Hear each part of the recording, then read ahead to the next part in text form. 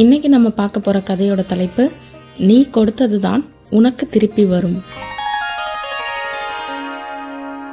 ஒரு ஊர்ல அம்மா அப்பா ஒரு பையனோட வாழ்ந்துகிட்டு இருக்காங்க. அந்த பையனுக்கு ஒரு தாத்தா பாட்டியும் இருக்காங்க. அவங்க அம்மா அப்பாவை விட அதிக நேரம் அவங்க தாத்தா பாட்டியோட தான் டைம் ஸ்பெண்ட் பண்றான். அந்த சின்ன பையன் எப்பவும் கதையை கேட்டுக்கிட்டும் அறிவுரையை கேட்டுக்கிட்டும் அவங்களோட இருக்கிறது தான் வழக்கமா இருக்கு. நிறைய நேரங்களில் அவங்க அம்மா அவனை கூப்பிட்டு பார்க்குறாங்க.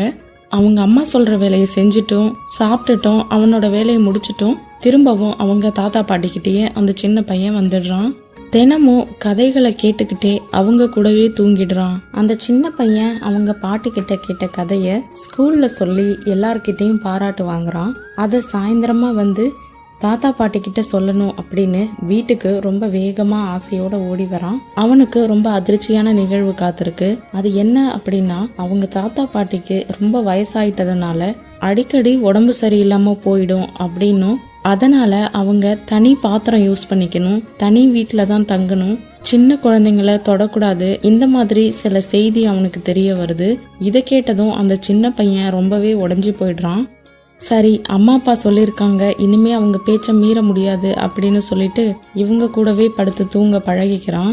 அது அந்த சின்ன பையனுக்கு ரொம்பவும் கஷ்டமா இருக்கு. இருந்தாலும் வேற வழி இல்லாம அப்படியே நாள் போக்குல பழகிக்கிறான்.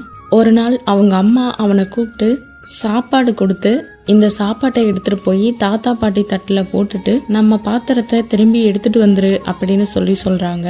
இவனும் அதே மாதிரி எடுத்துட்டு போய் அவங்க தாத்தா பாட்டி தட்டுல போட்டுட்டு அவங்க பாத்திரத்தை எடுத்துட்டு வந்துடுறான். வந்த உடனே அவங்க அப்பாவை கூப்பிட்டு, அப்பா எனக்கு ஒரு சந்தேகம் அப்படின்னு கேக்குறான். அதுக்கு அவங்க அப்பா, என்னப்பா அப்படின்னு சொல்லி கேக்குறாங்க. இல்ல, தாத்தா பாட்டியை ஏன்பா தனி வீட்டுல தங்க வச்சு தனியா சாப்பாடு தரீங்க, இவ்வளவு நாளா நம்ம கூட தானே இருந்தாங்க அப்படின்னு சொல்லி கேக்குறான். அதுக்கு அவங்க அப்பா, இல்லப்பா, இவ்வளவு நாள் தாத்தா பாட்டி நல்லா இருந்தாங்க, இப்ப அவங்களுக்கு உடம்பு சரியில்லாம ஆகிடுச்சு, அவங்க பாத்திரத்துல நாம ஒன்னா புழங்குறதுனால உனக்கும் உடம்பு சரியில்லாம போயிடக்கூடாதுல்ல, அதனாலதான்ப்பா அப்படின்னு சொல்றாங்க.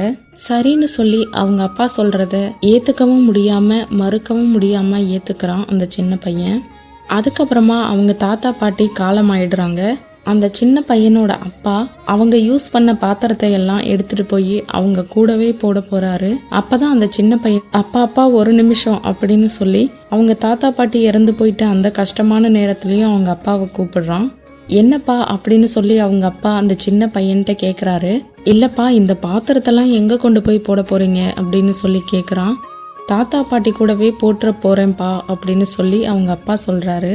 அதுக்கு அந்த சின்ன பையன், இருங்கப்பா, ஏன் அவசரப்படுறீங்க, இதையெல்லாம் எடுத்து வைங்க, நாளைக்கு உங்களுக்கும் அம்மாவுக்கும் தேவைப்படலாம்ல அப்படின்னு சொல்றான். அதுக்கு அவங்க அப்பா, என்னப்பா சொல்ற அப்படின்னு கேக்குறாங்க.